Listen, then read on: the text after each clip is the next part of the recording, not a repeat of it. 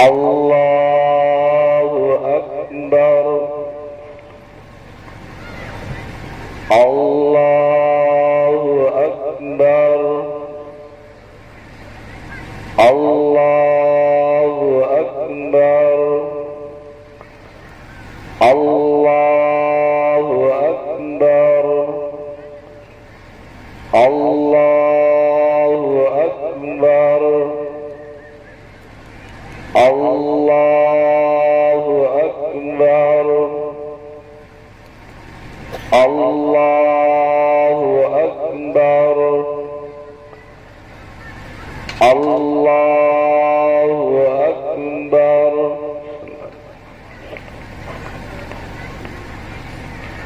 الحمد لله رب العالمين الرحمن الرحيم مالك يوم الدين إياك نعبد وإياك نستعين اهدنا الصراط المستقيم صراط الذين أنعمت عليهم غير المغضوب عليهم ولا الضالين آمين. بسم الله الرحمن الرحيم. سبح اسم ربك الأعلى الذي خلق فسوى والذي قدر فهدى والذي أخرج المرعى فجعله غثاء أحوى سنقرئك فلا تنسى إلا ما شاء الله إنه يعلم الجهر وما يخفى ونيسرك لليسرى فذكر إن نفعت الذكرى سيذكر من يخشى ويتجنبها الأشقى الذي يصلى النار الكبرى ثم لا يموت فيها ولا يحيا قد أفلح من تزكى وذكر اسم ربه فصلى بل تؤثرون الحياة الدنيا والآخرة خير وأبقى إن هذا لفي الصحف الأولى صحف إبراهيم وموسى. الله أكبر.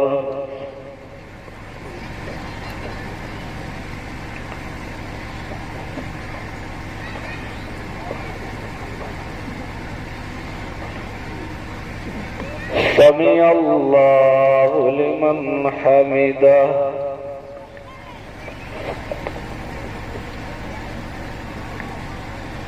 الله أكبر.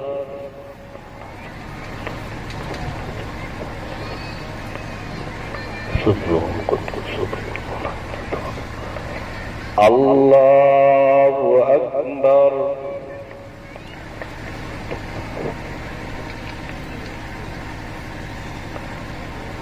الله أكبر.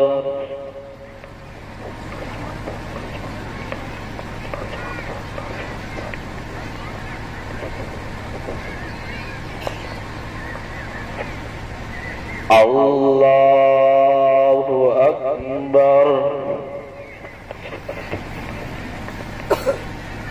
الله أكبر.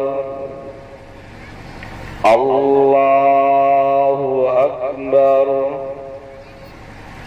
الله أكبر. الله أكبر. الله أكبر. الحمد لله رب العالمين الرحمن الرحيم مالك يوم الدين إياك نعبد وإياك نستعين اهدنا الصراط المستقيم صراط الذين أنعمت عليهم غير المغضوب عليهم ولا الضالين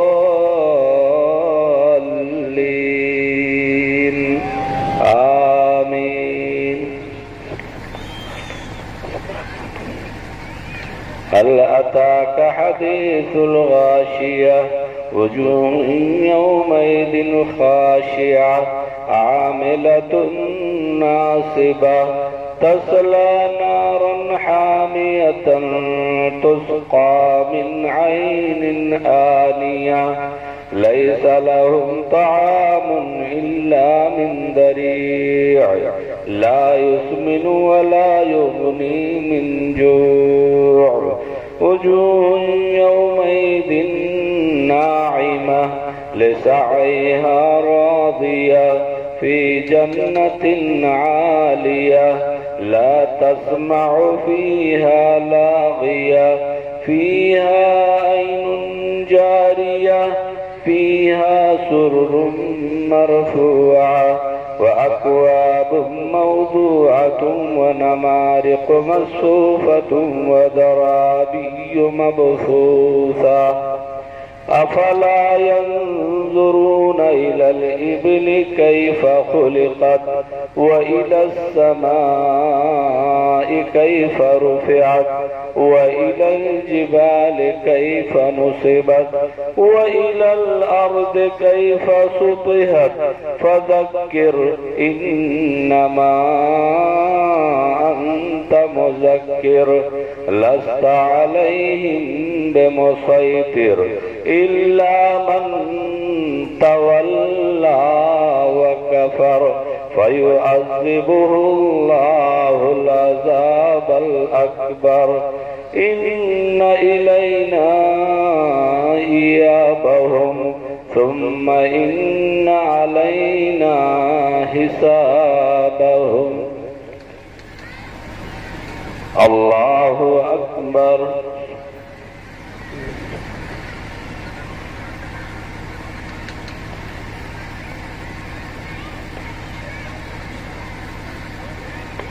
سمع الله لمن حمده.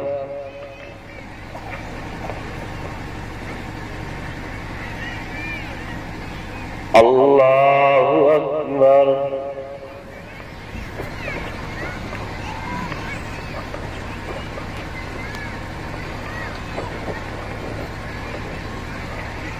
الله أكبر.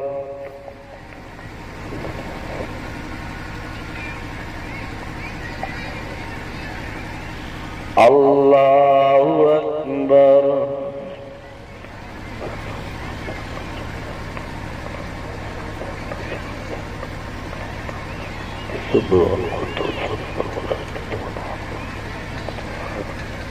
الله أكبر.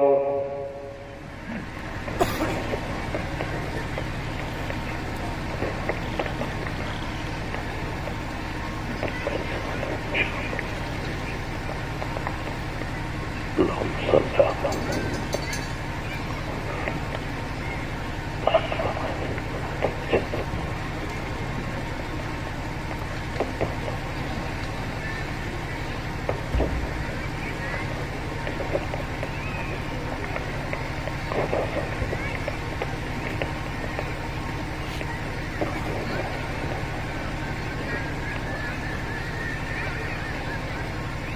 اللهم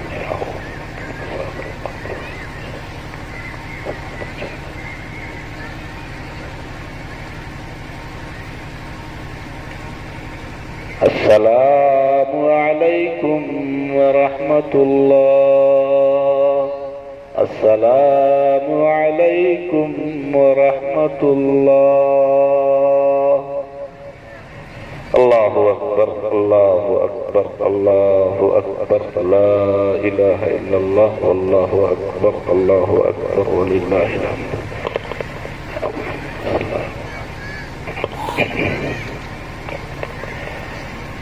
السلام عليكم ورحمة الله وبركاته. إن الحمد لله نحمده ونستعينه ونستغفره ونعوذ بالله من شرور أنفسنا ومن سيئات أعمالنا. من يهده الله فلا مضل له ومن يضلله فلا هادي له. وأشهد أن لا إله إلا الله وحده لا شريك له وأشهد أن محمدا عبده ورسوله. يا أيها الذين آمنوا اتقوا الله حق تقاته ولا تموتن إلا وأنتم مسلمون. يا أيها الناس اتقوا ربكم الذي خلقكم من نفس واحدة وخلق منها زوجها وبث منهما رجالا كثيرا ونساء واتقوا الله الذي تساءلون به والأرحام إن الله كان عليكم رقيبا. يا أيها الذين آمنوا اتقوا الله وقولوا قولا سديدا يصلح لكم أعمالكم ويغفر لكم ذنوبكم ومن يطع الله ورسوله فقد فاز فوزا عظيما. أما بعد فإن خير الحديث كتاب الله وخير الهدي هدي محمد صلى الله عليه وسلم وشر الأمور محدثاتها وكل محدثة بدعة وكل بدعة ضلالة وكل ضلالة في النار. أعوذ بالله من الشيطان الرجيم. بسم الله الرحمن الرحيم. يريد الله بكم اليسر ولا يريد بكم العسر ولتكملوا العدة ولتكبروا الله على ما هداكم لعلكم تشكرون. وقال تعالى في مقام آخر فسبح بحمد ربك وكن من الساجدين واعبد ربك حتى يأتيك اليقين. سبحانك لا علم لنا إلا ما علمتنا إنك أنت العليم الحكيم. رب اشرح لي صدري ويسر لي أمري واحلل عقدة من لساني يفقهوا قولي. رب زدني علما رب زدني علما اللهم زدني علما. محترم سامعین و سامعات، ابھی آپ حضرات کے سامنے میں نے دو مختلف صورتوں کی دو آیتیں پڑھی ہیں اور انہی آیتوں کی روشنی میں انشاءاللہ العزیز کچھ باتیں آپ تک پہنچانے کی کوشش کروں گا. اللہ رب العزت سے دعا ہے کہ مجھے کتاب و سنت کی روشنی میں کہنے اور ہم سب کو اس کے مطابق عمل کی توفیق دے. سب سے پہلے میں مبارکباد پیش کرنا چاہتا ہوں ان لوگوں کو جنہوں نے رمضان المبارک کے مہینے کی قدر کی، اس کے روزے رکھے، قیام اللیل کا اہتمام کیا، صدقات و خیرات کیے. سب سے پہلے یہ قابل مبارکباد ہے، اور قابل مبارکباد اس لیے ہے کہ اس مہینے کے خصوصی اعمال میں سے دو ایک ایسے عمل ہیں جو روزے اور قرآن کے نام سے جانے جاتے ہیں. روزہ کا کیا مقام اور مرتبہ ہے، روزے کی کیا فضیلت ہے، اللہ کے نبی جناب محمد رسول اللہ صلی اللہ علیہ وسلم کے فرمان کے مطابق میں بتانا چاہتا ہوں کہ روزہ ایک ایسا عمل ہے کہ اس کے برابر کوئی عمل نہیں. حضرت ابو امامہ باہلی رضی اللہ تعالیٰ عنہ بیان کرتے ہیں کہ میں اللہ کے نبی جناب محمد رسول اللہ صلی اللہ علیہ وسلم کی خدمت میں حاضر ہوا. اور عرض کیا کہ اللہ کے رسول صلی اللہ علیہ وسلم مجھے کوئی ایسا عمل بتائیے کہ جو عمل مجھے جنت میں داخل کر دے، یعنی اس عمل کے بعد میں جنت میں داخل ہو جاؤں۔ اللہ کے نبی صلی اللہ علیہ وسلم نے نماز کا ذکر نہیں کیا، صدقات و خیرات کا ذکر نہیں کیا، حج کا ذکر نہیں کیا، دوسرے امور خیر کا ذکر نہیں کیا، نام لیا تو صرف روزے کا لیا۔ فرمایا علیک بالصیام فإنہ لا عدل لہ، روزہ رکھو کیونکہ اس کے برابر کوئی عمل نہیں، کیونکہ شہوت کے ختم کرنے میں، نفس امارہ اور شیطان کا مقابلہ کرنے میں اور اجر و ثواب میں روزے جیسا کوئی عمل نہیں۔ تو مبارک بات ہے جنہوں نے روزے کا اہتمام کیا ہے، اور ساتھ ہی ساتھ جنہوں نے تلاوت قرآن کی ہے وہ بھی قابل مبارک بات ہے، اس لیے کہ قرآن ایک ایسی کتاب ہے کہ اس کتاب سے اگر ادنا چیز کی بھی نسبت ہو جائے تو وہ بھی عظیم ہو جاتا ہے۔ آپ خود ہی غور کیجئے، جس رات میں یہ قرآن نازل ہوا اس رات کا مقام اور مرتبہ بڑھ گیا، اسے ہم اور آپ لیلۃ القدر کے نام سے جانتے ہیں۔ یہی نہیں بلکہ اس مہینے کا مقام بڑھ گیا جس میں یہ قرآن نازل ہوا، جس کو ہم رمضان المبارک کہتے ہیں۔ یہی نہیں بلکہ یہ قرآن جو اللہ اور اللہ کے نبی کے درمیان لانے میں واسطہ بنا، وہ فرشتوں میں سب سے اس کا اعلیٰ مقام اور مرتبہ ہو گیا۔ یہی نہیں بلکہ جس نبی پر یہ کتاب نازل ہوئی وہ سید الانبیاء خاتم النبیین ہو گیا۔ تو یہ قرآن ایک عظیم کتاب ہے، اس کتاب سے جس کی بھی نسبت ہو جائے وہ ادنا درجے کا کیوں نہ ہو، اس کا مقام اور مرتبہ بڑھ جاتا ہے۔ نافع بن عبد الحارث یہ بیان کرتے ہیں کہ ان کی ملاقات مقام عثمان میں حضرت عمر رضی اللہ تعالیٰ عنہ سے ہوتی ہے، جو انہیں مکہ کا ذمہ دار مقرر کیے تھے۔ یہ سوال کرتے ہیں آپ یہاں موجود ہیں تو اس وقت مکہ کا ذمہ دار کون ہے؟ تو انہوں نے کہا کہ ابن ابزہ ہے۔ سوال کر رہے ہیں نافع بن عبد الحارث یہ ابن ابزہ کون ہے؟ کہا یہ ہمارے آزاد کردہ غلاموں میں سے ایک غلام ہے۔ تو انہوں نے کہا تو آپ نے ایک غلام کو مکہ کا ذمہ دار مقرر کر رکھا ہے۔ انہوں نے جواب کیا دیا؟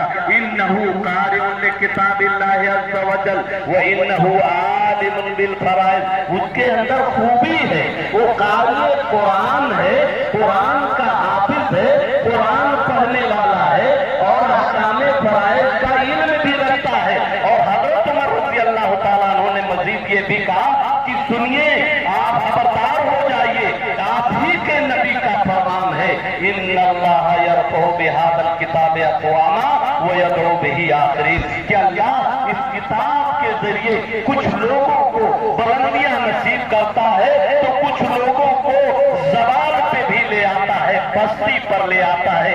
اس لیے کہ قرآن اگر آپ پڑھتے ہیں، قرآن کی آپ تلاوت کرتے ہیں، قرآن کو سمجھ کر پڑھتے ہیں، قرآن کو دستور العمل بناتے ہیں، قرآن کے حلال اور حرام کا آپ لحاظ کرتے ہوئے زندگی گزارتے ہیں تو قرآن حجت لک، یہ قرآن کل آپ کے لیے شفاعت کرے گا، سفارش کرے گا۔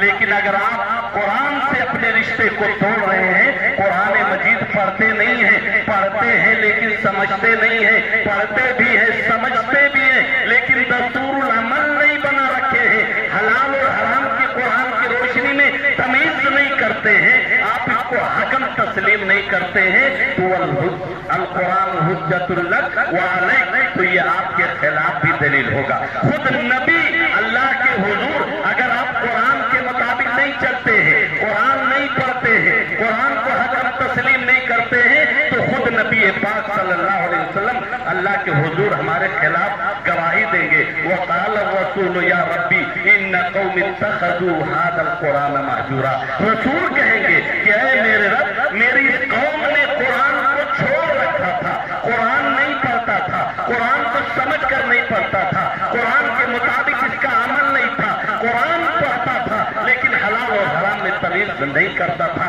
مقدمات آتے تھے، فیصلہ قرآن اور حدیث की रोशनी में नहीं करता था। मेरे भाइयों और दोस्तों, ये कुरान अगर आप पढ़ेंगे तो कल क़यामत के दिन आपके हक में शफाअत करेगा, लेकिन अगर आप इसके मुताबिक अमल नहीं करेंगे तो आपके खिलाफ अल्लाह के हुजूर ये गवाही देगा।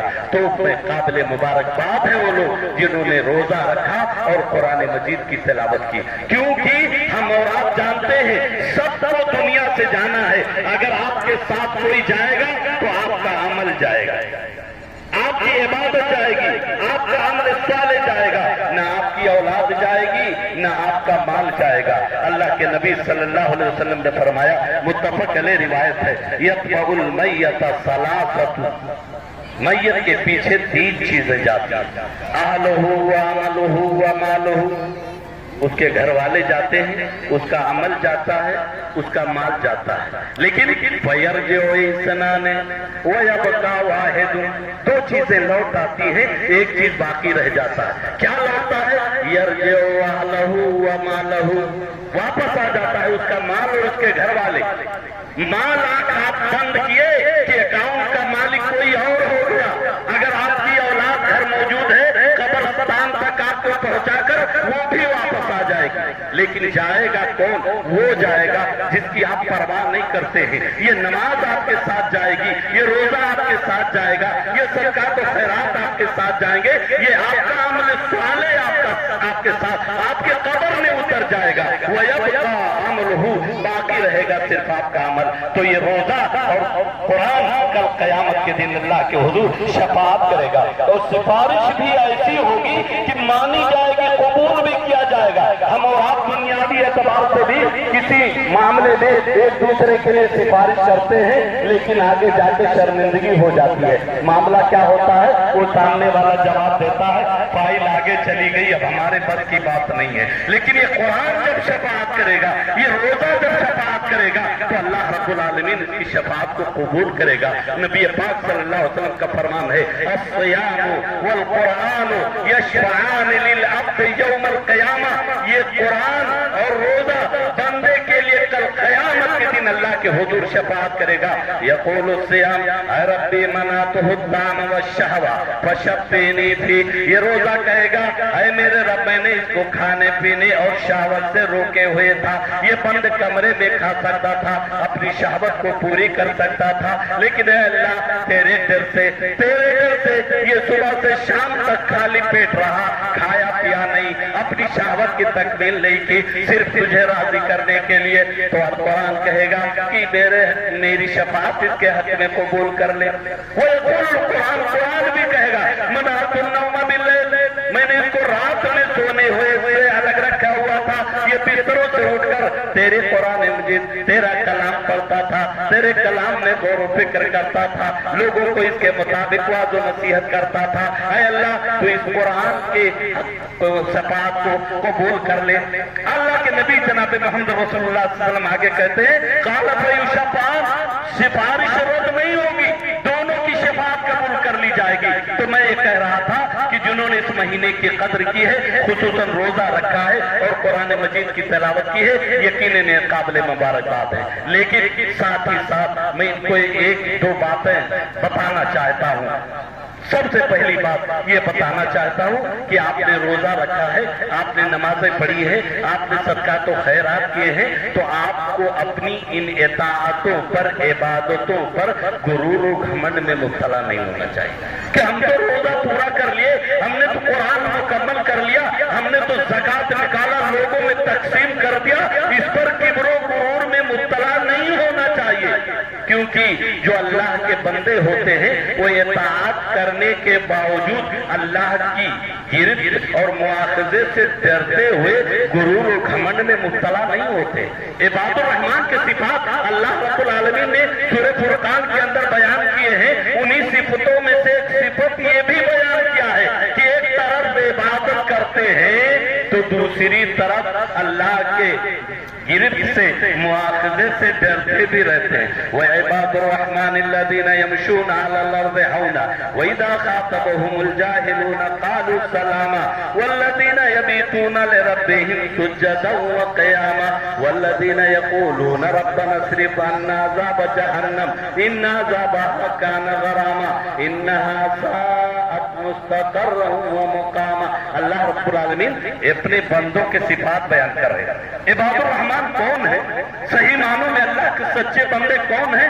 جب زمین پر چلتے ہیں تو اکڑتے ہوئے نہیں چلتے، عاجزی اور انکساری کے ساتھ چلتے ہیں، اور جب بے علم لوگوں سے ملتے ہیں تو وہ الجھتے نہیں ہیں، یعنی بے فائدہ ان سے مباحثہ نہیں کرتے، سلام متارکہ کر کے ان سے رخصت ہو جاتے ہیں، علیحدگی اختیار کر لیتے. اور ساتھ ہی ساتھ اللہ صفات بیان کر رہا ہے یہ اپنے رب کے سامنے سجدے اور قیام کرتے ہوئے راتیں گزارتے ہیں، یعنی نوافل کا اہتمام کرتے ہیں، تہجد پڑھتے ہیں، صرف فرائض نہیں نوافل کا بھی اہتمام کرتے ہیں. لیکن آگے کہتے ہیں ربنا اصرف عنا عذاب جہنم، کیا ہے رب تو ہم سے عذاب جہنم کو دور کر، دور رکھ، کیونکہ جہنم کا عذاب یہ چمٹ جانے والا ہے، رہنے اور ٹھہرنے کے اعتبار سے بدترین جگہ. یہ آیت بتاتی ہے کہ عباد الرحمن وہ ہے جو ایک طرف اللہ کی عبادت کرتے ہیں تو دوسری طرف یہ ڈرتے ہیں کہ کہیں کسی کوتاہی اور غلطی کی وجہ سے ہم اللہ کے گرفت میں نہ آ جائیں. حدیث میں اس آیت کے حوالے سے آتا ہے، تفسیر میں آتا ہے، حضرت عائشہ رضی اللہ تعالیٰ عنہ اللہ کے نبی جناب محمد رسول اللہ صلی اللہ علیہ وسلم سے سوال کرتی ہیں کہ اللہ کے نبی صلی اللہ علیہ وسلم یہ عذاب جہنم سے پناہ مانگنے والے کون ہیں؟ وہ لوگ ہیں جو چوری کرتے ہیں، وہ لوگ ہیں جو شراب پیتے ہیں.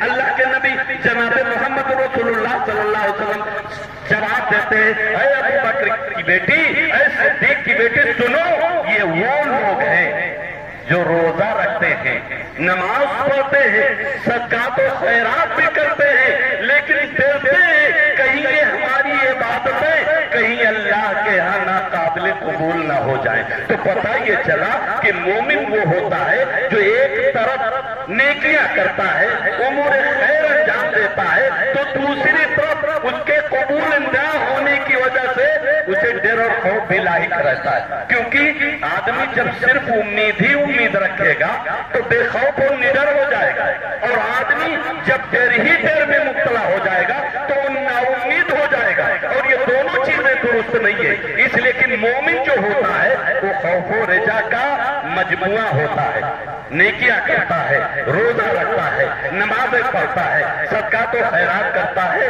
تو اجر و ثواب کی امید بھی رکھتا ہے، لیکن ساتھ ہی ساتھ ڈرتا ہے کہیں ریا کی نظر تو نہیں ہو گئی، کوئی ایسا سبب تو نہیں پیدا ہو گیا جس کی وجہ سے ہماری یہ عبادت ناقابل قبول ہو گئی. تو مومن کے اندر دونوں صفتیں ہونی چاہیے کہ ایک طرف امید بھی ہو تو دوسری طرف ڈر اور خوف بھی ہو.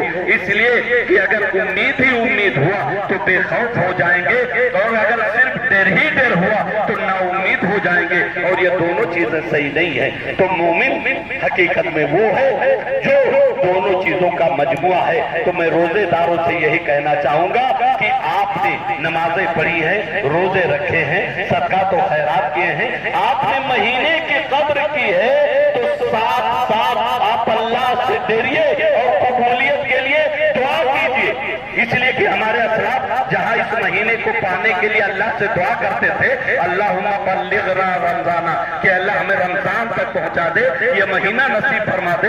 وہیں جب یہ ایام گزر جاتے تھے تو عبادتوں کے قبولیت کے لیے اللہ سے دعا کرتے تھے. تو ہم اور آپ کو ہم نے پورے کر لیے ہیں الحمدللہ. اس پر ہمیں امید ہونی چاہیے کہ اللہ ہمیں یہ اعمال ہمارے لیے ذریعے نجات بنائے گا، لیکن ساتھ ہی ساتھ ڈریے اس لیے کہ ہم اپنی عبادتوں پر غرور و گھمنڈ میں مبتلا نہ ہو جائیں، بلکہ اللہ کا شکر ادا کریں.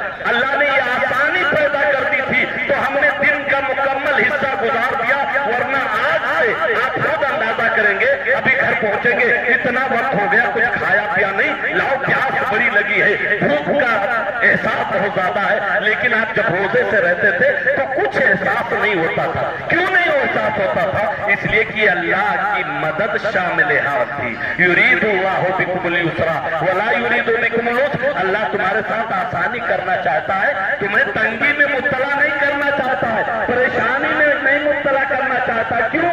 لتکملوا العدۃ، تاکہ تم گنتی کو مکمل کر لو، روزہ مکمل ہو جائے. اور اللہ ایسا کیوں کیا؟ تاکہ تم اللہ کا شکر ادا کرو. پتہ یہ چلا کہ اللہ چاہتا ہے کہ بندہ میرا شکر گزار رہے. اسی لیے آپ قرآن پڑھتے ہوں گے، قرآن کے متعدد آیتوں کے اندر متعدد نعمتوں کے تذکرے کے بعد اللہ نے یہی فرمایا ہے لعلکم تشکرون، تاکہ تم شکر بجا لو. اللہ نے یہ دن بنایا، رات بنائی، یہ آکسیجن کی شکل میں آپ کو ہوائیں دے رہا ہے، ساری ضروریات کی چیزیں سہولیات آپ کو دے رکھی ہے. کیوں دے رکھا ہے؟ لعلکم تشکرون، تاکہ تم شکر بجا لو. تو اللہ رب العالمین نے یہ کام جو بہت مشکل تھا ہمارے اور آپ کے لیے آسان بنا دیا. مقصد یہ ہے کہ وہ اپنی شکر گزاری چاہتا ہے تو ہم اور آپ شکر گزار بندہ بنے. اس لیے کہ اگر شکر گزاری کریں گے تو فائدہ آپ کا ہوگا. وَمَنْ شَكَرَ لِنَفْسِهِ وَمَنْ يَشْكُرُ لِنَفْسِهِ، جو شکر کرتا ہے وہ اپنے لیے کرتا ہے. آپ کا فائدہ، اس میں اللہ کا کوئی فائدہ نہیں ہے. البتہ ناشکری کرو گے تو پھر اس کا انجام آپ کو بھگتنا پڑے گا. اللہ نے خود کہا وَإِذْ تَعَذَّنَ رَبُّكُمْ لَئِن شَكَرْتُمْ لَأَزِيدَنَّكُمْ. اگر شکر گزاری کرو گے تو اللہ کہہ رہا اور زیادہ دیں گے، نعمتیں اور بڑھا دیں گے. لیکن وہ لئن کفرتم ان عذابی لشدید، لیکن اگر نہ شکر گزاری کرو گے تو یاد رکھو میرا عذاب بھی بڑا سخت ہے. میں عذاب ناشکری سے اللہ اس قدر ناراض ہوتا ہے کہ میں ایک حدیث سنانا چاہتا ہوں، بخاری مسلم کے اندر موجود ہے. صحیح ابو سعید خدری رضی اللہ تعالیٰ عنہ راوی حدیث ہے. میں اپنی ماں اور بہنوں سے کہوں گا خصوصاً اس حدیث کو سنیں. اللہ کے نبی جناب محمد رسول اللہ صلی اللہ علیہ وسلم عید الفطر یا عید الاضحیٰ کے موقع پر عورتوں کے پاس سے گزرتے ہیں تو کہتے ہیں، عورتوں کی جماعت کو مخاطب کرتے ہیں، یا معاشر النساء تصدقنا فإنی أريدکن اکثر اہل النار. اے عورتوں کی جماعت، تم صدقہ و خیرات زیادہ کرو کیونکہ میں نے جہنم میں تمہاری اکثریت دیکھی. عورتیں سوال کرتی ہیں اللہ کے رسول صلی اللہ علیہ وسلم ہماری اکثریت کیوں ہوگی، ہماری تعداد جہنم میں زیادہ کیوں ہوگی؟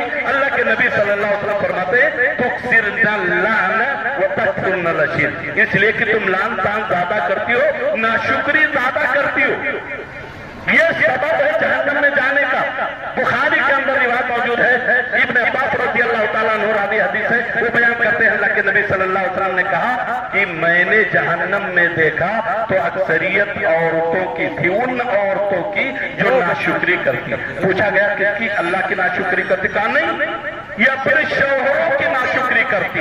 اور ناشکری کی انتہا بیان کی اللہ کے نبی جناب محمد رسول اللہ صلی اللہ علیہ وسلم کہ مرد اگر ساری زندگی ضروریات ہی نہیں فرمائشوں کی تکمیل کرتا رہے، فرمائشوں کی تکمیل کرتا رہے، اگر ایک فرمائش پوری نہیں ہوئی تو سارے کیے کرائے کاموں پر یہ پانی پھیر دیتی ہے. نبی کا لفظ موجود ہے ما رأیت منکا خیرا قط. یہ عورت کہتی ہے میں نے آج تک تجھ سے کوئی خیر دیکھی ہی نہیں. کب آپ نے میری مانگ پوری کی ہے؟ جو بھی میں نے فرمائش کی چاہت ظاہر کی آپ نے اس کو دیا نہیں. جبکہ بہت ساری چیزیں شوہر قربان کر دیتا ہے بیوی کے نام پر، والدین کو چھوڑ کے ان کی ضرورت تک پوری نہیں کرتا، لیکن بیوی کی خواہشوں کی تکمیل کے باوجود ایک خواہش پوری نہیں ہوئی، ساری خواہشوں پر پانی پھیر دیا. یہ عورت کا انجام ہے. اللہ کے نبی صلی اللہ علیہ وسلم ایک روایت کے اندر اور فرماتے ہیں لا ينظر اللہ تبارک و تعالی الی امرأة لا تشکر لزوجها وهي لا تستغنی عنه. اللہ کے نبی جناب محمد رسول اللہ صلی اللہ علیہ وسلم فرماتے ہیں کہ ناشکر گزار بیوی کی طرف اللہ نظر رحمت سے نہیں دیکھے گا. آپ اندازہ کیجئے یہ حدیث جو میں نے بیان کیا، اس میں جب ایک خاتون اپنے خامند کی ناشکری کرتی ہے تو اللہ ناراض ہو جاتا ہے، اس کی طرف نظر رحمت نہیں کرتا اور اسے جہنم میں ڈال دیتا ہے. تو آپ اندازہ کیجئے اگر ہم اور آپ اس معبود حقیقی کا ناشکری کریں تو کیا انجام ہوگا. اللہ نے آپ کو تندرستی دی، طاقت دی، صحت و عافیت میں رکھا، لیکن آپ نے روزہ نہیں رکھا، یہ ناشکری ہے. اللہ نے آپ کو مال دیا، مال کا آپ نے صحیح استعمال نہیں کیا، یہ ناشکری ہے.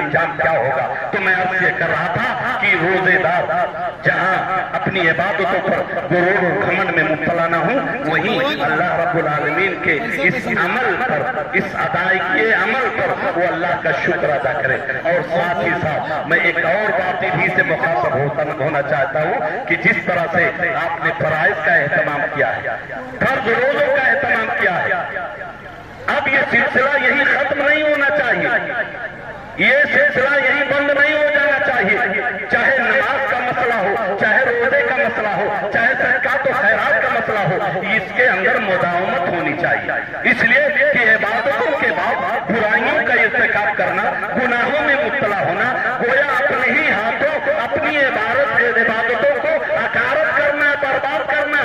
تو آپ نے نیکیاں جو کمائی ہیں، جو عبادتیں کی ہیں، اس میں تسلسل ہونا چاہیے. اللہ تعالیٰ نے اپنے حبیب جناب محمد رسول اللہ صلی اللہ علیہ وسلم کو حکم دیا، عبادت میری کب تک کرتے رہو؟ جب تک تم زندہ رہو. فسبح بحمد ربک وکن من الساجدین واعبد ربک حتی یاتیک الیقین. عبادت کب تک کرتے رہیے؟ جب تک کہ آپ کو موت نہ آ جائے. پتہ یہ چلا کہ عبادت میں تسلسل ہونا چاہیے، مداومت ہونا چاہیے. اگر آپ نے یہ مہینہ شکر گزاری میں گزار دیا، اللہ کی عبادت میں گزار دیا، اور اس کے بعد اگر آپ اس سے لا تعلقی کر رہے ہیں تو گویا نہ کرنے کی طرح ہے. تو مداومت ہونی چاہیے. اللہ کے نبی جناب محمد رسول اللہ صلی اللہ علیہ وسلم اس عمل کو زیادہ پسند کرتے تھے. وہ عمل نبی کو زیادہ محبوب تھا جو عمل کرنے والا عمل کرنے پر مداومت کرتا تھا. حضرت عائشہ رضی اللہ تعالیٰ عنہ کہتی ہے، کان احب الدین الیہ ما دوام علیہ صاحبہ. عمل کرنے والا جب مداومت کرتا تھا تو دین کے اس عمل کو اللہ کے نبی جناب محمد رسول اللہ صلی اللہ علیہ وسلم پسند کرتے تھے. تو جو رب آپ کا رمضان کا ہے، وہی رب دوسرے مہینوں کا بھی ہے، وہی رب دوسرے مہینوں کا بھی ہے. اس مہینے میں ہم نیکیاں کمانا چاہتے تھے، اس رب کو راضی و خوش کرنا چاہتے تھے. وہ راضی و خوش تبھی ہوگا جب بعد میں بھی آپ اس کا خیال رکھیں گے. اس لیے کہ یہ تربیت کا مہینہ تھا، یہ ٹریننگ تھا، یہ مشق تھا. اس کے مطابق آپ کو زندگی گزارنی ہوگی. آپ نفلی روزوں کا اہتمام، اسی لیے اللہ کے نبی صلی اللہ علیہ وسلم نے کہا جب رمضان کے روزے آپ نے مکمل کر لیے تو شوال کے 6 روزوں کا اہتمام کرو. یہ روزہ نفل ہے. پتہ یہ چلا کہ فرائض کے ساتھ ساتھ نفل کا اہتمام ضروری ہے. اور یہ بھی ہم پر اللہ کا احسان ہے، اللہ کا احسان ہے. کل قیامت کے دن جب ہمارے فرائض کا محاسبہ ہوگا، تولا جائے گا، اگر اس میں نیکی کم ہوگی تو اللہ اسی نفل کے ذریعے آپ کی اس کمی کو پوری کر دے گا. ابو داؤد کے اندر روایت موجود ہے، اللہ کے نبی صلی اللہ علیہ وسلم فرماتے ہیں قیامت کے دن جب فرائض کا حساب لیا جائے گا، فرائض میں کمی آ جائے گی تو اللہ فرشتوں سے کہے گا میرے بندے کے نامے اعمال کو دیکھو، پھر سے دیکھو، غور کرو، اس میں نفلی عبادت تو نہیں ہے. اگر نفلی عبادت ہوگی تو اللہ اس نفل کے ذریعے فرض کی کمی کو پورا کر دے گا. اسی لیے اللہ کے نبی صلی اللہ علیہ وسلم نے فرمایا من صام رمضان، جس نے رمضان کے روزے رکھ لیے، جس نے رمضان کے روزے رکھ لیے اور اس کے بعد اس کے لیے کیا کرنا ہے، من صام رمضان ثم اتبعہ ستا من شوال، پھر اس کے بعد شوال کے 6 روزوں کا اہتمام کیا، کان کصیام الدہر، تو گویا وہ پورے سال روزے سے رہا. یہ نفلی روزہ اشارہ ہے کہ یہ مہینہ گزر گیا تو اب آپ نفل روزے کا بھی اہتمام کرتے رہیے. سوموار کو، جمعرات کو روزہ رکھا کیجیے، 1 تاریخ 2 تاریخ 3 تاریخ کو روزے کا اہتمام کیجیے، 15 16 17 کو اہتمام کیجیے، 27 28 29 کو روزے کا اہتمام کرتے رہیے. نفل کا آپ اہتمام کرتے رہیے، چاہے وہ نفل نماز ہو، چاہے وہ نفل روزہ ہو، چاہے وہ نفل صدقات و خیرات ہو، ان کا ہم اور آپ کو لحاظ رکھنا ہوگا اور ضروری ہے. اور ساتھ ہی ساتھ میں ان لوگوں سے کہنا چاہتا ہوں جنہوں نے بے توجہی کی، اس مہینے کو یوں ہی گزار دیا، روزے کا اہتمام نہیں کیا، روزے کا اہتمام نہیں کیا، قرآن نہیں پڑھا، مال تھا، صدقات و خیرات نہیں کیا، اسے آج اللہ کے حضور سچی توبہ کرنا چاہیے. سچی توبہ تو اللہ اس کی بھی قبول کر لیتا ہے جو مشرک ہو، جو گناہ پر گناہ کرتا ہو، جو قتل و غارت گری کی انتہا تک پہنچ گیا ہو، جو بدکاری کی انتہا تک پہنچ جائے. اگر خوش کرنے کی کوشش کرنے لگے تو اللہ اس کی بھی توبہ قبول کر لیتا ہے. لیکن اگر ایک مسلمان جو اللہ کی وحدانیت کا اقرار کرتا ہو، رسول کو راضی اور خوش کرنے کی کوشش کرتا ہو، اگر یہ توبہ کر لے تو یقیناً اللہ اس کی بھی توبہ کو قبول فرمائے. لیکن توبہ توبت نصوحہ ہو، آپ کو معصیت چھوڑنی ہوگی، آپ کو وہ گناہ کا کام ترک کرنا ہوگا، آپ کو اس پر ندامت اور شرمندگی کا اظہار کرنا ہوگا، عزم مصمم کرنا ہوگا کہ اللہ ہم نے یہ مہینہ یوں ہی گزار دیا، لیکن اب اگر زندگی باقی رہی، رمضان کا مہینہ ملا تو ہم اس کی قدر کریں گے. یہ مال پھر تو نے دیا تو ہم اس کا صحیح استعمال کریں گے. یہ صحت و تندرستی مجھے ملی تو شکرانے کے طور پر جو بھی عبادتیں ہیں میں ان میں بڑھ چڑھ کر حصہ لوں گا. یہی اللہ رب العالمین نے سورہ زمر کی اس آیت کے اندر فرمایا، قل یا عبادی الذین اسرفوا لا علی انفسہم لا تقنطوا من رحمت اللہ. اے نبی پاک صلی اللہ علیہ وسلم کہہ دیجئے اے میرے بندو جنہوں نے اپنے نفسوں پر زیادتی کی ہے، گناہ پر گناہ کیا ہے، تو لا تقنطوا من رحمت اللہ، اللہ کی رحمت سے مایوس نہ ہو، اللہ کی رحمت سے نا امید نہ ہو. انہو وہ غفور الرحیم، وہ بخشنے والا ہے، وہ غفور ہے، رحیم ہے، یغفر الذنوب جميعا، وہ تمام گناہ کو معاف کر دیتا ہے. تو میں یہ کہوں گا کہ جنہوں نے اس مہینے کی قدر نہیں کی ہے ان کو چاہیے کہ اللہ کے حضور توبہ کریں اور توبت نصوحہ کریں، عزم مصمم کر لیں، معصیت کو ترک کرنے، ندامت اور شرمندگی کا اظہار کریں کہ آئندہ یہ غلطی مجھ سے نہیں ہوگی. اور ساتھ ہی ساتھ میں اب یہ آخر میں چلتے چلتے سبھی لوگوں سے یہ کہنا چاہوں گا کہ آپ کو اپنی عبادتوں پہ غرور نہ ہو، آپ اللہ کا شکر گزار بندہ بنے اور ساتھ ہی ساتھ اپنے عبادتوں سے رشتے کو مضبوط رکھیں. آپ کا یہ تسلسل، آپ کا یہ عمل ہمیشہ ہی ہونی چاہیے. اور جو لوگ اللہ کو ناراض کیے ہوئے تھے انہوں نے اس مہینے کی قدر نہیں کی، اللہ کے حضور توبہ کریں، استغفار کریں. آئیے اللہ رب العالمین سے دعا کرتے ہیں. الحمدللہ رب العالمین الرحمن الرحیم مالک یوم الدین ایاک نعبد و ایاک نستعین اہدنا الصراط المستقیم صراط الذین انعمت علیہم غیر المغضوب علیہم ولا الضالین. اللہم صل علی محمد وعلی آل محمد کما صلیت علی ابراہیم وعلی آل ابراہیم انک حمید مجید. اللہم بارک علی محمد وعلی آل محمد کما بارکت علی ابراہیم وعلی آل ابراہیم انک حمید مجید.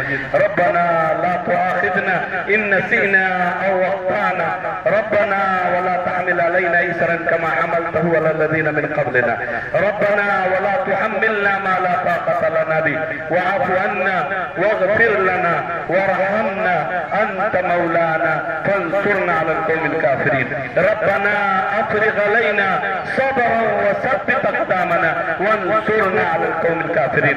ربنا أفرغ علينا صبرا وثبت أقدامنا وانصرنا على القوم الكافرين. ربنا لا تزغ قلوبنا بعد إذ هديتنا وهب لنا من لدنك رحمة. ربنا لا تزغ قلوبنا بعد إذ هديتنا وهب لنا من لدنك رحمة.